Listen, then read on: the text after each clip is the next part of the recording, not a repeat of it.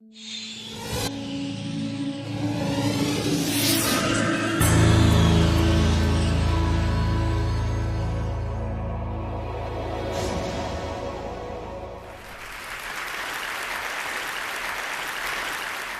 I want to start by offering you a free, no-tech life hack.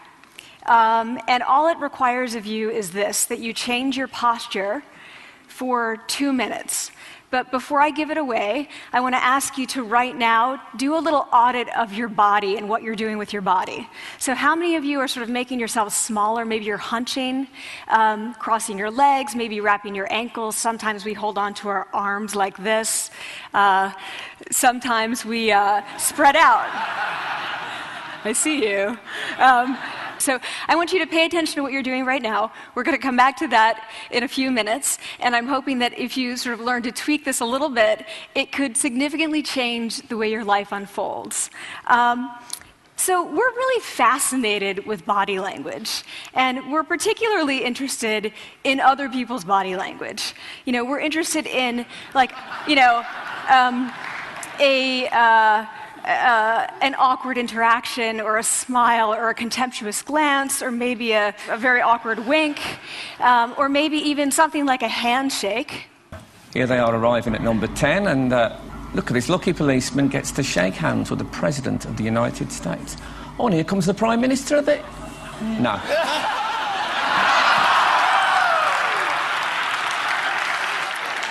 So a handshake, or the lack of a handshake, can have us talking for weeks and weeks and weeks, even the BBC and the New York Times. So obviously, when we think about nonverbal behavior or body language, but we call it nonverbals as social scientists, it's language. So we think about communication.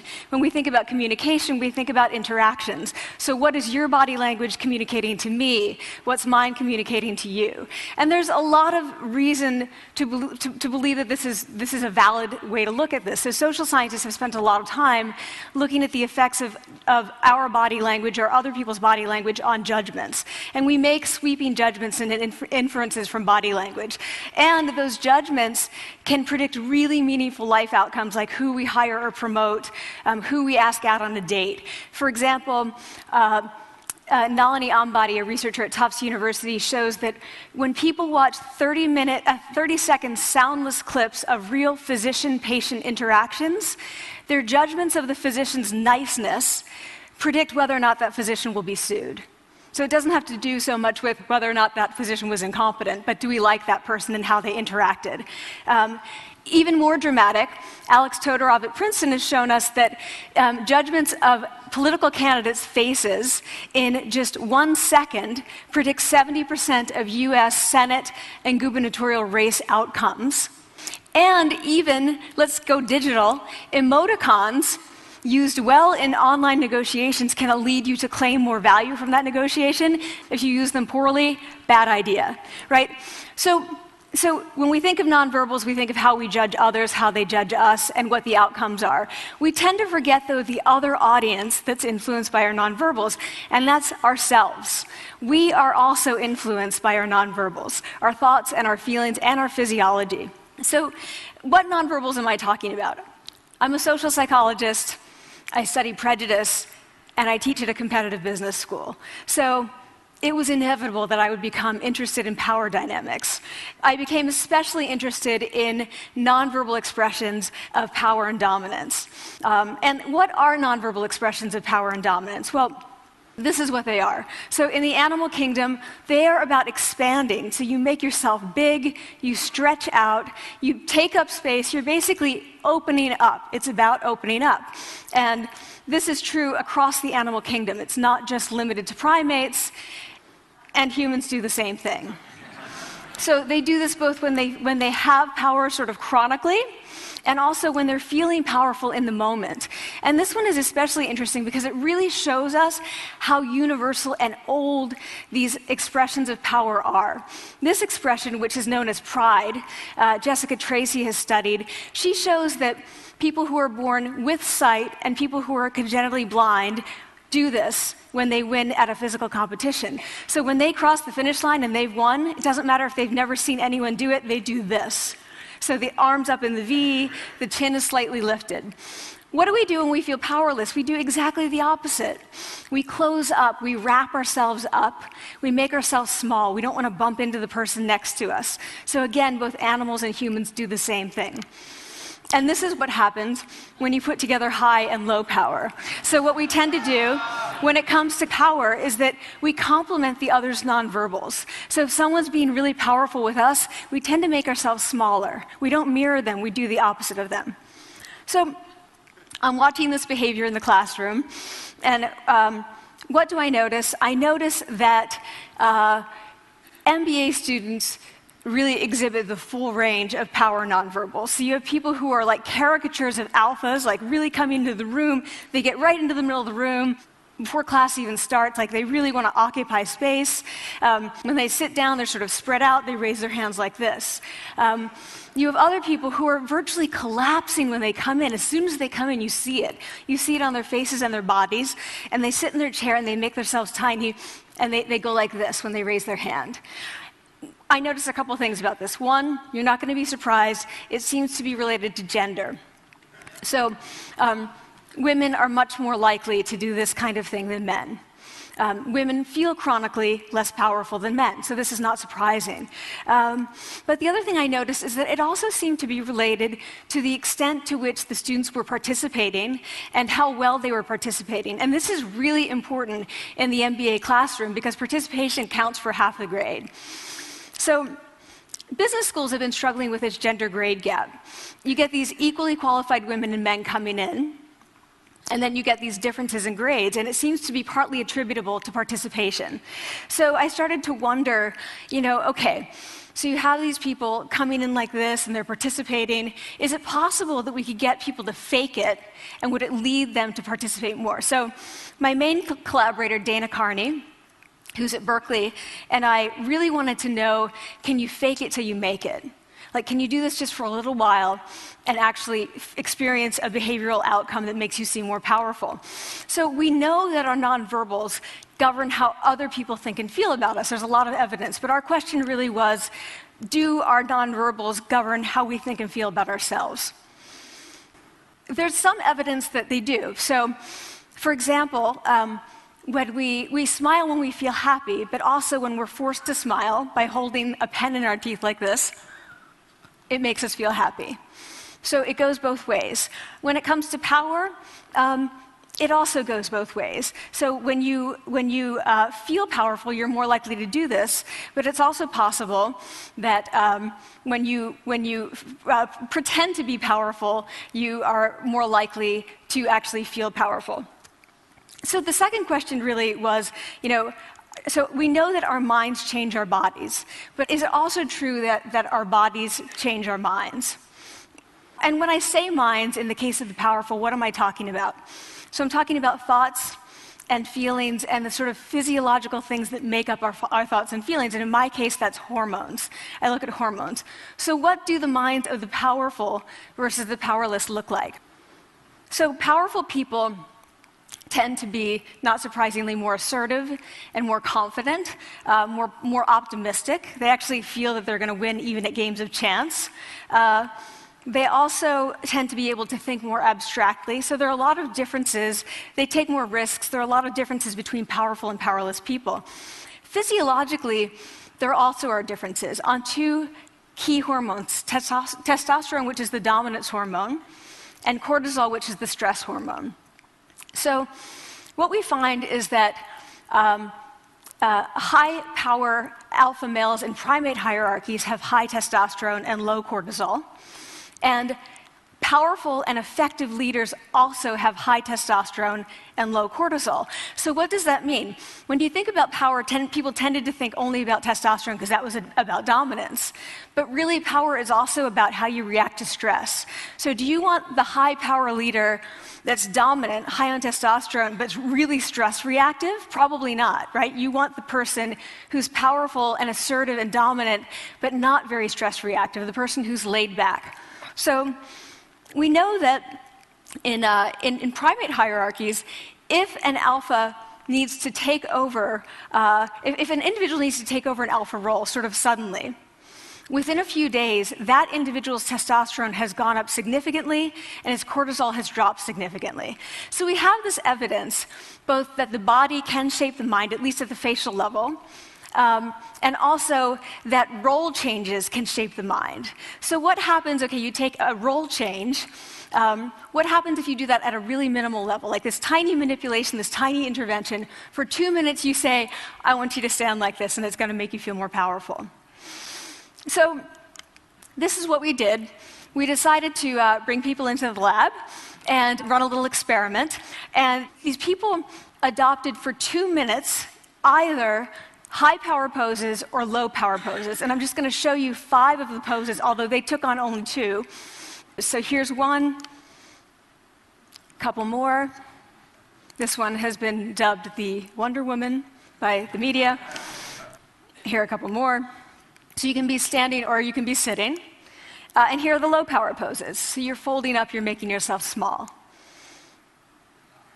This one is very low power. When you're touching your neck, you're really kind of protecting yourself. So this is what happens. They come in, they spit into a vial. We, for 2 minutes, say, you need to do this or this. They don't look at pictures of the poses. We don't want to prime them with the concept of power. We want them to be feeling power, right? So 2 minutes they do this. We then ask them, how powerful do you feel on a series of items? And then we give them an opportunity to gamble. And then we take another saliva sample. That's it. That's the whole experiment. So this is what we find. Risk tolerance, which is the gambling. What we find is that when you're in the high power pose condition, 86% of you will gamble. When you're in the low power pose condition, only 60%. And that's a pretty whopping significant difference. Here's what we find on testosterone. From their baseline when they come in, high power people experience about a 20% increase, and low power people experience about a 10% decrease. So again, 2 minutes and you get these changes. Here's what you get on cortisol. High power people experience about a 25% decrease, and the low power people experience about a 15% increase. So 2 minutes lead to these hormonal changes that configure your brain to basically be either assertive, confident, and comfortable, or really stress reactive, and feeling sort of shut down. And we've all had that feeling, right? So it seems that our nonverbals do govern how we think and feel about ourselves. So it's not just others, but it's also ourselves. Also, our bodies change our minds. But the next question, of course, is, can power posing for a few minutes really change your life in meaningful ways? So this is in the lab, it's this little task, it's just a couple of minutes. Where can you actually apply this, which we cared about, of course. And so we think it's really what matters, where you want to use this is evaluative situations, like social threat situations. Where are you being evaluated? Either by your friends, like for teenagers, is it at the lunchroom table? It could be, for some people, it's speaking at a school board meeting. It might be giving a pitch, or giving a talk like this, or doing a job interview. We decided that the one that most people could relate to, because most people had been through, was the job interview. So we published these findings, and the media are all over it, and they say, okay, so this is what you do when you go in for the job interview, right? So we were, of course, horrified and said, oh my God, no, that's not what we meant at all, for numerous reasons. No, don't do that. Again, this is not about you talking to other people, it's you talking to yourself. What do you do before you go into a job interview? You do this. Right? You're sitting down, you're looking at your iPhone or your Android, not trying to leave anyone out. You're looking at your notes, you're hunching up, making yourself small, when really what you should be doing maybe is this, like in the bathroom, right? Do that, find 2 minutes. So that's what we want to test, okay? So we bring people into a lab, and they do either high or low power poses again. They go through a very stressful job interview. It's 5 minutes long. They are being recorded, they're being judged also, and the judges are trained to give no nonverbal feedback. So they look like this. Like, imagine this is the person interviewing you. So for 5 minutes, nothing. And this is worse than being heckled. People hate this. It's what Marianne LaFrance calls standing in social quicksand. So this really spikes your cortisol. So this is the job interview we put them through, because we really wanted to see what happened. We then have these coders look at these tapes, 4 of them. They're blind to the hypothesis, they're blind to the conditions. They have no idea who's been posing in what pose. And they end up looking at these sets of tapes and they say, oh, we want to hire these people, all the high power posers. We don't want to hire these people. We also evaluate these people much more positively overall. But what's driving it? It's not about the content of the speech. It's about the presence that they're bringing to the speech. We also, because we rate them on all these variables related to sort of competence, like how well structured is the speech? How good is it? What are their qualifications? No effect on those things. This is what's affected. These kinds of things. People are bringing their true selves, basically. They're bringing themselves. They bring their ideas, but as themselves, with no, residue over them. So this is what's driving the effect or mediating the effect. So when I tell people about this, that our bodies change our minds and our minds can change our behavior and our behavior can change our outcomes, they say to me, it feels fake, right? So I said fake it till you make it. It's not me. I don't want to get there and then still feel like a fraud. I don't want to feel like an imposter. I don't want to get there only to feel like I'm not supposed to be here. And that really resonated with me because I want to tell you a little story about being an imposter and feeling like I'm not supposed to be here. When I was 19, I was in a really bad car accident. I was thrown out of a car, rolled several times. I was thrown from the car, and I woke up in a head injury rehab ward, and I had been withdrawn from college, and I learned that my IQ had dropped by 2 standard deviations, which was very traumatic. I knew my IQ because I had identified with being smart, and I had been called gifted as a child. So I'm taken out of college. I keep trying to go back. They say, you're not going to finish college. There are other things for you to do, but that's not going to work out for you.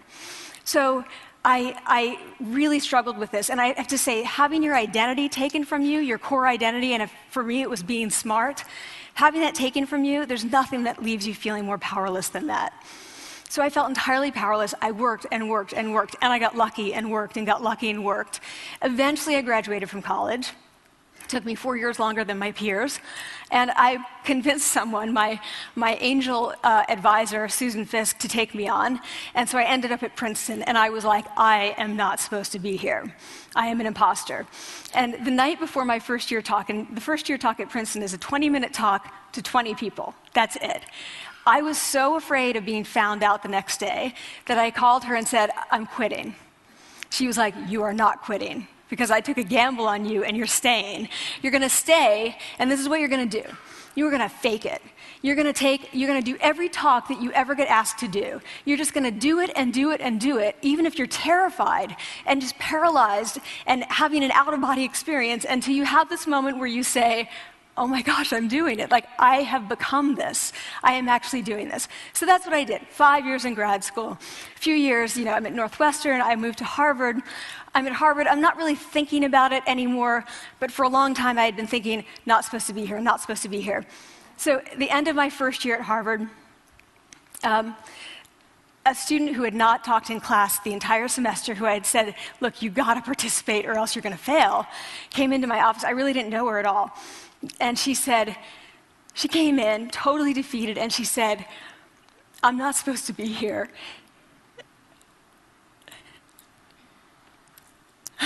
And that was the moment for me, because 2 things happened. One was that I realized, oh my gosh, I don't feel like that anymore. I don't feel that anymore, but she does, and I get that feeling. And the second was, she is supposed to be here. She can fake it, she can become it. So I was like, yes, you are. You are supposed to be here, and tomorrow you're going to fake it, you're going to make yourself powerful, and, you're going to...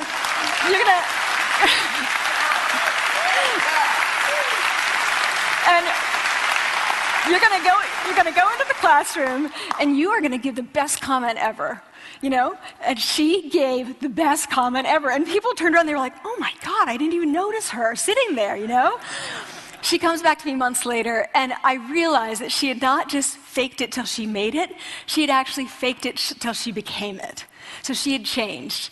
And so I want to say to you, don't fake it till you make it. Fake it till you become it. It's not do it enough until you actually become it and internalize. The last thing I want to leave you with is this. Tiny tweaks can lead to big changes. So this is 2 minutes. 2 minutes, 2 minutes, 2 minutes. Before you go into the next stressful evaluative situation, for 2 minutes, try doing this in the elevator, in a bathroom stall, at your desk behind closed doors. That's what you want to do. Configure your brain to cope the best in that situation. Get your testosterone up, get your cortisol down. Don't leave that situation feeling like, oh, I didn't show them who I am. Leave that situation feeling like, oh, I really feel like I got to say who I am and show who I am. So I want to ask you first, both to try power posing, and also I want to ask you to share this science, because this is simple. I don't have ego involved in this. Give it away. Share it with people, because the people who can use it the most are the ones with no resources and no technology and no status and no power. Give it to them, because they can do it in private. They need their bodies, privacy, and 2 minutes, and it can significantly change the outcomes of their life. Thank you.